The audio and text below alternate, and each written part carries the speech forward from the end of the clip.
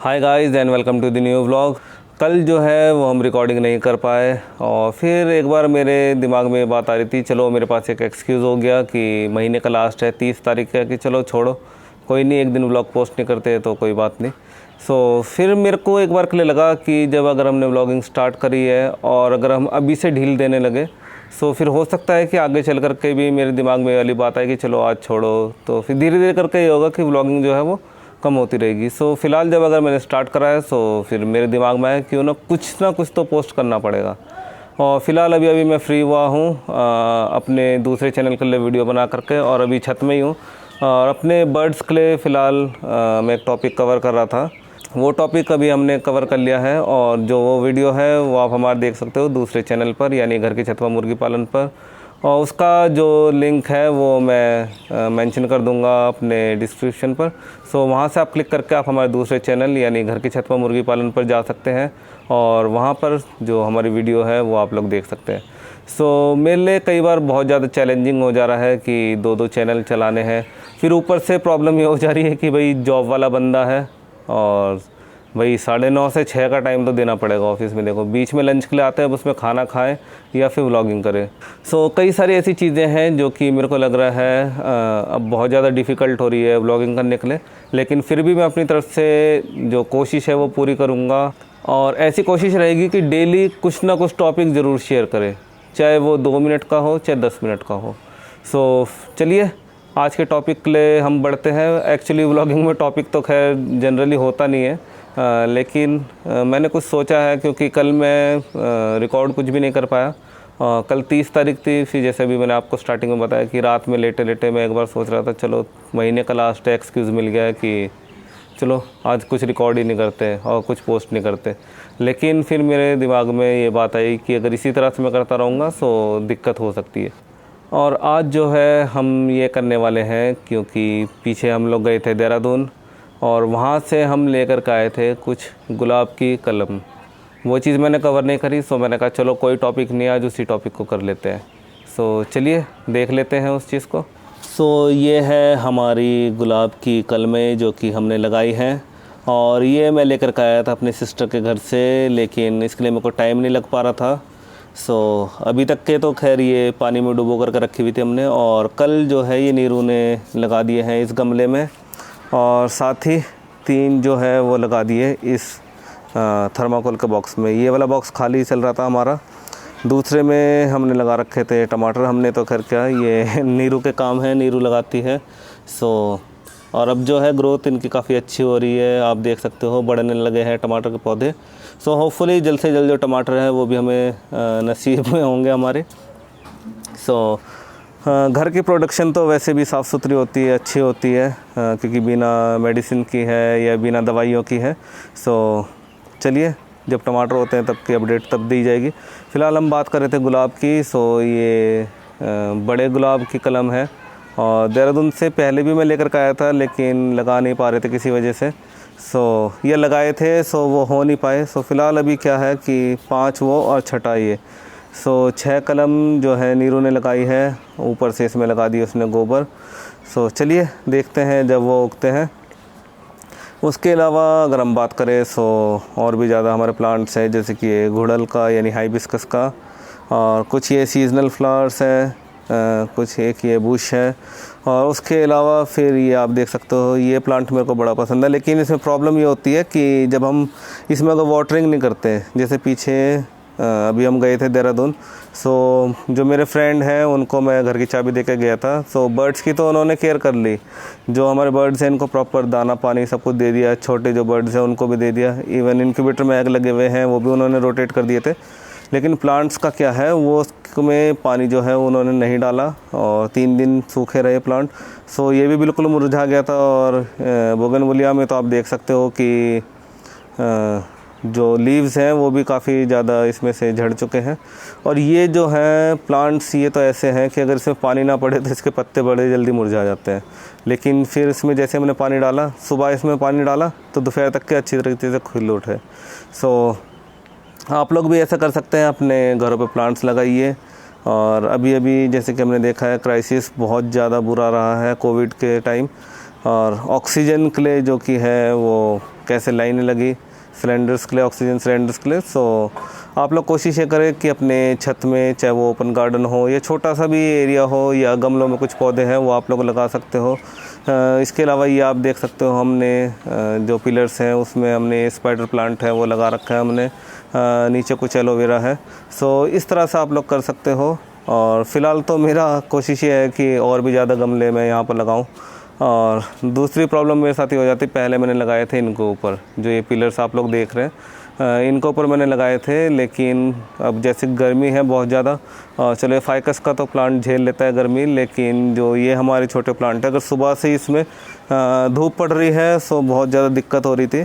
सो इस करके मैंने इनको इस साइड में रखा है, क्योंकि मॉर्निंग में तो इधर छाँव रहती है और उसी टाइम हम लोग इनको पानी डाल देते हैं इसमें। सो ठीक रहते हैं, क्योंकि दोपहर बाद जब सन हमारी इस साइड आ जाता है तब जा कर के धूप इसमें पड़ती है। सो फ़िलहाल तो कम से कम 12-1 बजे तक के प्लांट्स में धूप नहीं पड़ती है। सो ठीक रहते हैं प्लांट्स। और आप लोगों से भी यही रिक्वेस्ट रहेगी कि आप भी ज़्यादा से ज़्यादा प्लांट्स लगाएं, अपने आसपास लगाएं, क्योंकि अब तो जैसे सिटीज़ में होने लगा है बिल्कुल ना के बराबर है, लेकिन कोशिश जो रहती है लोगों की कि छतों में या बालकनी जो एरिया है उनका, सो उसमें ज़्यादा से ज़्यादा प्लांट्स लगाने के लिए। सो आप लोग भी ऐसा कुछ कर सकते हैं और कोशिश करें जो प्लांट्स ज़्यादा ऑक्सीजन प्रोवाइड करते हैं, चाहे वो इंडोर प्लांट्स हो, वो चीज़ें आप लोग लगा सकते हो, जैसे कि हमने लगा रखी है। फ़िलहाल तो यही अपडेट थी प्लांट्स को लेकर के, क्योंकि जैसे मैंने आपको वीडियो के स्टार्टिंग में बताया कि आज के लिए कोई ऐसा टॉपिक था नहीं। सो चलिए, होपफुली जो ये टॉपिक है ये आप लोगों को पसंद आया होगा, क्योंकि बड़ी कॉमन सी चीज़ है और आज के टाइम पे कम होते जा रही है। क्योंकि अगर हम बात करें अपने घर की, इवन मैं आपको दिखा देता हूँ, ये जो एरिया था ये पूरा यहाँ पर खेती हुआ करती थी, और जो हमारे आसपास के जो पुराने लोग हैं वो लोग बताते हैं कि इधर आसपास जहाँ जहाँ ये घर बने हुए हैं कि यहाँ पर पहले बगीचा हुआ करता था, है ना। सो वो चीज़ें कट गई और उसके बाद फिर हमारे घर बन गए, चाहे वो मेरा घर क्यों ना हो या आसपास के जो घर हैं वो क्यों ना हो। सो आज के टाइम पे ये बड़ी ही कॉमन सी चीज़ हो गई है कि लोग, चाहे वो मजबूरी में हो या किसी भी वजह से, जो अपनी खेतों की ज़मीन है वो लोग बेच रहे हैं। और फिर उस जगह में क्या होता है कि जो भी व्यक्ति उस प्लॉट को लेता है या उस ज़मीन को लेता है वो उसमें प्लॉटिंग करवा देता है, फिर उसमें जा कर के घर बनते हैं। और जब उस एरिया में घर बन गए तो उसके आसपास की जो ज़मीन है उसकी भी डिमांड बढ़ जाती है। सो फिर क्या होता है कि लालच में हो या किसी मजबूरी में हो, जो आसपास के खेत हैं वो भी बिकने शुरू हो जाते हैं और धीरे धीरे करके जो खेती है, हरियाली है, वो ख़त्म होती जा रही है। इसके अलावा जो दूसरी चीज़ है वो ये है कि हम लोग मैक्सिमम ये सोचते हैं कि जो हमारे घर के आगे की सड़क है वो मिट्टी की ना हो, वो हो पक्के फ़र्श की या तारकोल की हो, है ना। सो इवन मेरी भी मेंटलिटी यही है कि हमारे घर के आगे से जो सड़क जा रही है अभी कच्ची है, जैसे मैंने आप लोगों को पिछले कुछ व्लॉग्स में दिखाया था। सो हम लोग चाहते हैं कि वो भी सीमेंटेड हो, पक्की हो। और इससे ही प्रॉब्लम होती है, क्यों? क्योंकि बरसात में क्या होता है, जो ज़मीन है उसको स्पेस नहीं मिल पाता है पानी सोखने के लिए। फिर क्या होता है, सो उसके लिए दूसरी प्रॉब्लम हमारे सामने आ जाती है, वो होती है फ्लड की। यानी जो पानी है वो जमना शुरू हो जाता है। जमता क्यों है? क्योंकि सीमेंटेड हो गया है सारा एरिया, हरियाली है नहीं, कच्ची मिट्टी है नहीं, सो ज़मीन के नीचे पानी कैसे जाएगा। फिर उससे तीसरी प्रॉब्लम हमारे लिए निकल कर आ जाती है भाई कि बोरिंग करवाना है घर में या आसपास कहीं पे बोरिंग करवानी है, तो पानी ज़्यादा गहराई में। जब बरसात का पानी ज़मीन के अंदर जाएगा ही नहीं, सो फिर ज़मीन से पानी कैसे निकलेगा, है ना। सो बड़ी कॉमन सी चीज़ है। सो इन चीज़ों को आप लोग ध्यान रखें, अपने इन्वायरमेंट का ध्यान रखें। एंड होपफुली आज के लिए खैर कुछ था तो नहीं ऐसा टॉपिक मेरे पास व्लॉगिंग करने के लिए या अपनी जो घर की एक्टिविटीज़ है, क्योंकि मैंने आप लोगों को बताया भाई कि बंदा सुबह 9:30 बजे से 6 बजे तक के ऑफिस में रहेगा, बीच में लंच कराएगा, सो क्या चीज़ रिकॉर्ड कर सकता है ना। इवनिंग में हम लोग कोशिश करते हैं कि चलो कहीं बाहर गए, लेकिन मैं आप लोगों को पहले भी बताया था कि कोशिश तो ये रहती है कि डेली बाहर जाना ही ना पड़े।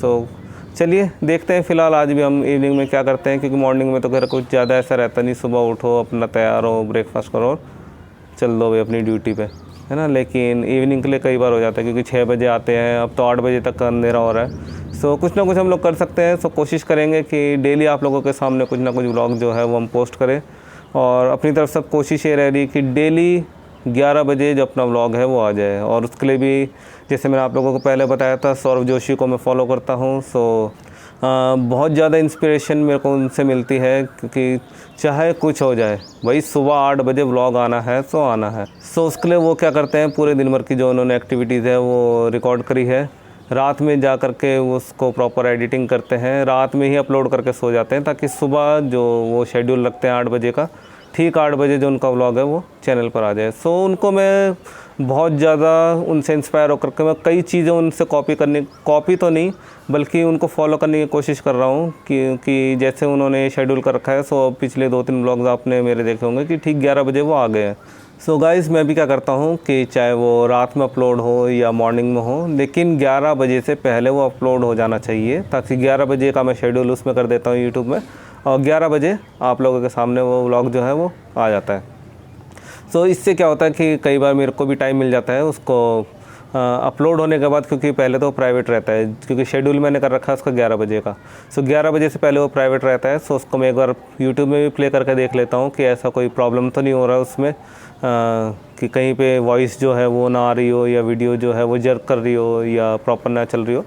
सो उसके भी अपने फ़ायदे हैं। So thank you Saurabh Joshi vlogs once again, क्योंकि आपको मैं फॉलो करके इतना कुछ कर पा रहा हूँ, और होपफुली आगे जो व्लॉग्स हैं वो और भी ज़्यादा इंटरेस्टिंग हो। कुछ प्रॉब्लम्स हैं कि मोस्टली आउटिंग नहीं हो पा रही है हमारी, और जब आउटिंग होती है तब तक हमारे पास टॉपिक रहता है, लेकिन जब हम घरों में ही हैं, और घर में भी कुछ टाइम के लिए है, क्योंकि पूरी रात हम कुछ रिकॉर्ड कर नहीं सकते, दिन हमारा ऑफिस में निकल जाता है। सो कई सारे ऐसे प्रॉब्लम्स हैं, लेकिन अपनी तरफ से मैं कोशिश करूँगा कि डेली आपके पास कुछ ना कुछ शेयर कर सकूँ। सो गाइज़ यदि अभी तक आपने हमारे चैनल को सब्सक्राइब नहीं करा है तो आप हमारे चैनल को सब्सक्राइब कर लीजिए, साथ ही जो बेल आइकन है उसको भी ज़रूर से प्रेस कर लीजिए, ताकि जो भी हमारी अपकमिंग वीडियोज़ है उसका अपडेट्स आप लोगों को लगातार मिलता रहे। और गाइज़ वीडियोज़ को लाइक करना, शेयर करना, कमेंट करना बिल्कुल भी ना भूलें। And once again guys thank you for watching this.